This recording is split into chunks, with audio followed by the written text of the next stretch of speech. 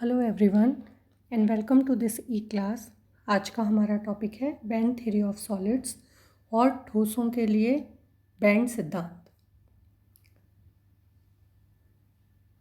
Band theory of solids में हमको जो चीज़ें कवर करनी हैं, जो क्वेश्चन आपसे फ्रीक्वेंटली पूछे जाते हैं कि explain the band theory of solids, या ठोसों के लिए बैंड सिद्धांत को बताइए, या फिर चालकता बैंड, वर्जित बैंड, या फिर संयोजकता बैंड हम किसको कहते हैं, इनके बारे में शॉर्ट नोट लिखिए।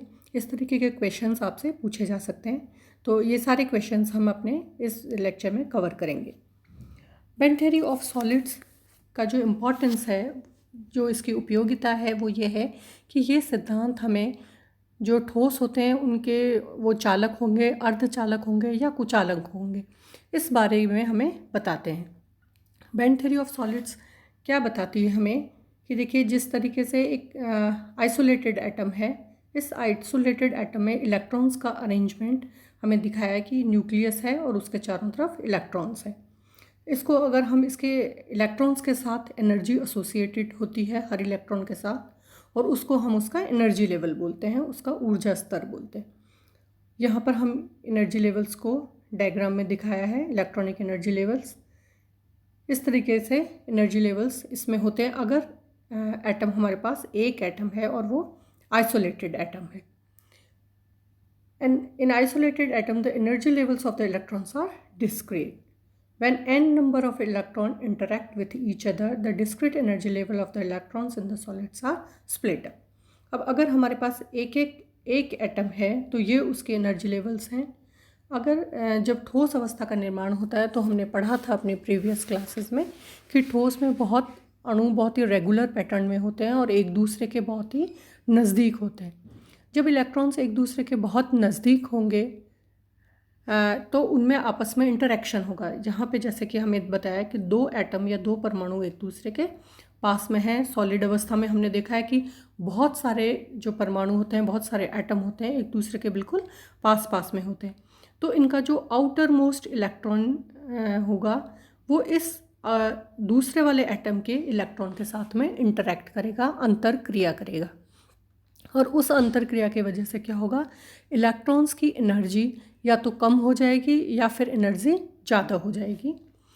अगर दो से ज़्यादा इलेक्ट्रॉन्स हैं, एटम्स हैं, तो ये इस तरीके का स्ट्रक्चर हमें दिखाई देगा। अब इनके जो आउटर मोस्ट शेल में इलेक्ट्रॉन्स प्रेजेंट है, वो सारे इलेक्ट्रॉन एक दूसरे के साथ में इंटरेक्ट करेंगे, और एनर्जी लेवल्स, जो नए एनर्जी लेवल्स बनेंगे इस इंटरेक्शन की वजह से, वो बिल्कुल एक पास पास में होंगे, जैसे कि हमें इस डायग्राम में नज़र आ रहे हैं, और एक बैंड का निर्माण कर लेंगे, जिनको हम क्या बोलते हैं, एनर्जी बैंड। अब सॉलिड्स में ये तीन तरीके के एनर्जी बैंड्स पाए जाते हैं। उनको हम क्या क्या बोलते हैं, उनको हम बोलते हैं वैलेंस बैंड, कंडक्शन बैंड, और इन दोनों के बीच में जो होता है उसको हम क्या बोलते हैं, फॉरबिडन बैंड। वैलेंस बैंड या संयोजकता बंध, और ये है कंडक्शन बैंड या चालकता बंध। इन दोनों के बीच में जो होता है उसको हम बोलते हैं फॉरबिडन या वर्जित band. In solids, the outer electron energy levels become smeared out to form the bands. जब परमाणु एक दूसरे के पास में आते हैं, उनमें इंटरेक्शन होती है बाहर वाले इलेक्ट्रॉन्स में, और वो एनर्जी लेवल्स बनाते हैं। क्योंकि बहुत सारे एटम हैं तो बहुत सारे एनर्जी लेवल्स बनेंगे, और उन एनर्जी लेवल्स में एक दूसरे के पास पास में होंगे तो गैप कम हो जाएगा, और वो आपस में मिलकर के बैंड्स बनाएंगे। कितने तरीके के, मेनली तीन तरीके के बैंड्स बनाएंगे। एक तो वैलेंस बैंड, उसके बीच में फॉरबिडन बैंड, और सबसे ऊपर conduction band. The highest occupied band is called the valence band. This is full, ये valence band. For the conduction of electrical energy there must be electrons in the conduction band. Electrons are free to move in this band. अब जब ये atoms एक दूसरे के पास में आएंगे, इनके इलेक्ट्रॉन्स इंटरेक्शन करके बैंड्स बनाएंगे, तो तीन तरीके के बैंड हमारे पास बन जाएंगे, और इन तीन बैंडों के आधार पर हम सॉलिड्स को क्लासिफाई करते हैं, इंसुलेटर्स में, सेमीकंडक्टर्स में और कंडक्टर्स में, चालक, अर्धचालक और कुचालक। मतलब जो विद्युत को चालकता प्रदर्शित करते हैं वो कंडक्टर्स या चालक, जो अर्धचालक होते हैं, जो कुछ स्पेशल कंडीशंस में ही विद्युत का चालन करते हैं, और तीसरे कुचालक जो किसी भी कंडीशन में विद्युत का चालन नहीं करते, उनको हम क्या कहते हैं? Insulators. Insulators, there is a big energy gap between the valence and conduction band. Examples are plastic and paper. अब इससे पहले वाली स्लाइड में जो हमने देखा था, देखिए इंसुलेटर के केस में 3 बैंड मैंने आपको बताए थे. ये वाला वैलेंस बैंड, ये जो बीच में है ये फॉरबिडन बैंड, और सबसे ऊपर वाला कंडक्शन बैंड. अब इंसुलेटर या कुचालक कौन से होते हैं जिनमें इस फॉरबिडन बैंड की जो आपके डिस्टेंस देख रहे हैं वो बहुत ज़्यादा है? सेमीकंडक्टर्स या अर्धचालक कौन से होते हैं जिनमें कंडक्शन बैंड और वैलेंस बैंड के बीच का जो एनर्जी गैप है वो बहुत कम है? और जो चालक होते हैं, कंडक्टर्स होते हैं, वो कौन से होते हैं जिनके वैलेंस बैंड और कंडक्शन बैंड एक दूसरे के साथ ओवरलैप कर लेता है, इसमें एनर्जी गैप बहुत ही कम होता है या लगभग नहीं के बराबर. Conductors, there is an overlap between the valence and conduction band, hence electrons are free to move about, and examples are copper and lead.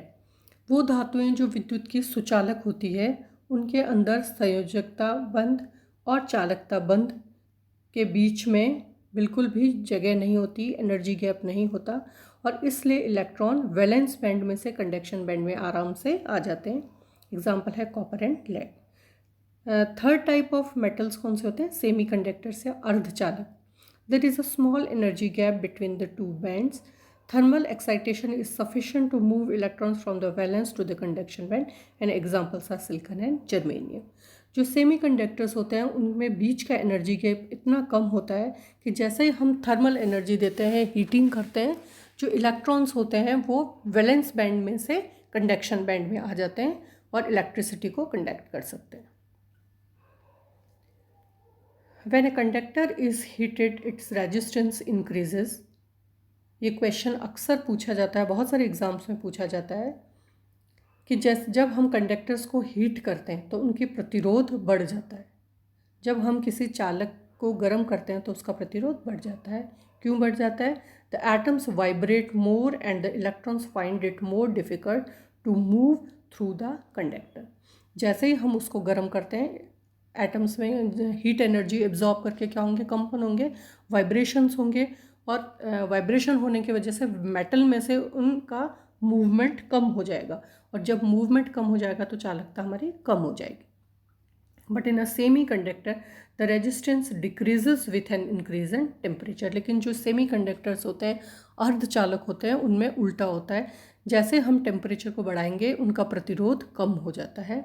Electrons can be excited up to the conduction band and conductivity increases. Semiconductors के case में अभी हमने जो पिछले वाला diagram देखा था उसमें हमने क्या देखा था कि जो वैलेंस बैंड और जो कंडक्शन बैंड है उन दोनों के बीच का एनर्जी गैप बहुत कम है. तो जैसे हम उसको थर्मल एनर्जी देंगे, इलेक्ट्रॉन जंप कर जाएंगे वैलेंस बैंड से कंडक्शन बैंड में, और जब वो कंडक्शन बैंड में जंप कर जाएंगे तो कंडक्शन बैंड में इलेक्ट्रॉन्स फ्री होते हैं, अपने न्यूक्लियस से बंधे हुए नहीं होते, तो वो फ्री मूवमेंट करेंगे और इलेक्ट्रिसिटी कंडक्ट हो. Valence band occupied by the outer most electrons and conduction band is the lowest band with unoccupied states. ये यहाँ पर हमको डायग्राम में वही चीज़ नज़र आ रही है. एनर्जी गैप है, यहाँ पर एनर्जी गैप बिल्कुल भी नहीं है. The band theory help us understand what makes a conductor, insulator और semiconductor. जैसा कि मैंने आपको बताया था, बैंड थ्योरी का इम्पॉर्टेंस क्या है कि वो हमें मेटल्स में जो क्लासिफिकेशन होता है कि कौन सा मेटल चालक होगा, कौन सा अर्धचालक होगा और कौन सा कुचालक होगा, इस बारे में बताता है. The good conductors like copper can be understood using the free electrons. It is also possible to make a conductor using a material with its highest band filled, in which case no electron is that band can be considered free. In this field band overlaps with the next higher band, however, then an applied electric field can make an electron from the filled band jump to the higher level. This allows conduction to take place, although typically with slightly higher resistance than in normal metals, such materials are known as semi metals. तो band theory हमें क्या बोलती है कि अगर energy gap कम है तो जैसे ही हम उनको थर्मल एनर्जी देंगे वो वैलेंस बैंड में से इलेक्ट्रॉन जंप कर जाएंगे कंडक्शन बैंड में। लेकिन अगर दोनों के बीच का एनर्जी डिस्टेंस बहुत ज़्यादा है तो इलेक्ट्रॉन जंप नहीं कर पाएंगे और उस स्थिति में वो मेटल्स कुचालक कहलाएंगे। Smaller energy gap create semiconductors. For energy gap smaller than about 1 electron volt, it is possible for enough electrons to be excited thermally into the conduction band so that an applied electric field can produce the modest current. This result in a semiconductor. अगर दोनों जो हमारा forbidden gap है, वर्जित क्षेत्र है, अगर वो 1 इलेक्ट्रॉन वोल्ट की रेंज का है तो थर्मल एनर्जी देने से इलेक्ट्रॉन जंप कर जाएंगे और ऐसे मेटल्स को हम क्या बोलेंगे, अर्धचालक या सेमी कंडक्टर्स। यहाँ पे हम क्लासिफिकेशन को एक बार फिर से देख लेते हैं। जैसा कि हमने कहा था 3 तरीके के बैंड होते हैं। वैलेंस बैंड सबसे नीचे वाला, वैलेंस बैंड में आउटर मोस्ट इलेक्ट्रॉन्स होते हैं किसी भी एटम के, वो अपने न्यूक्लियस से लूजली बाउंड होते हैं और इसकी एनर्जी सबसे कम होती है। जो बीच वाला है हमारा वो कौन सा है, फॉरबिडन गैप है, वर्जित क्षेत्र जिसको हम बोलते हैं। 1 इलेक्ट्रॉन वोल्ट रेंज का अगर है तो सेमीकंडक्टर्स है। और सबसे ऊपर वाला हमारा क्या कहलाता है, चालकता बंध या चालकता बैंड। ये जो चालकता बैंड होता है इसमें फ्री इलेक्ट्रॉन्स होते हैं। फ्री इलेक्ट्रॉन्स होते हैं मतलब इलेक्ट्रॉन्स अपने न्यूक्लियस के साथ में बाउंड नहीं होते। अगर ये तीनों एक दूसरे से ओवरलैप कर रहे हैं तो क्या होगा कि ये जो आपका वैलेंस बैंड है अगर ये पूरा भरा हुआ भी है तो यहाँ से इलेक्ट्रॉन जंप कर जाएगा कंडक्शन बैंड में, और जब ये कंडक्शन बैंड में आ जाएगा तो ये फ्री हो जाएगा और इलेक्ट्रिसिटी को आसानी से कंडक्ट कर पाएगा। अगर जो पदार्थ हमारे कुचालक होते हैं उनमें क्या केस होता है, देखिए ये जो वैलेंस बैंड है और ये जो कंडक्शन बैंड है इन दोनों के बीच का वर्जित क्षेत्र बहुत ज़्यादा है, 1 इलेक्ट्रॉन वोल्ट से ज़्यादा रेंज का है, तो इलेक्ट्रॉन यहाँ से यहाँ पर जंप नहीं कर सकेंगे। और जब तक यहाँ इलेक्ट्रॉन्स नहीं आएंगे, फ्री इलेक्ट्रॉन्स नहीं आएंगे, तब तक इलेक्ट्रिसिटी का कंडक्शन नहीं हो पाएगा। थर्ड टाइप ऑफ मेटल्स होते हैं सेमीकंडक्टर्स या अर्धचालक। इनमें यहाँ पर वैलेंस बैंड है, ये चालकता बंध है, इन दोनों के बीच का गैप कम है, 1 इलेक्ट्रॉन वोल्ट के रेंज का है। तो जैसे ही हम यहाँ पर थर्मल एनर्जी इन इलेक्ट्रॉन्स को सप्लाई करेंगे ये जंप करके यहाँ पे आ जाएंगे और इलेक्ट्रिसिटी को कंडक्ट करेंगे।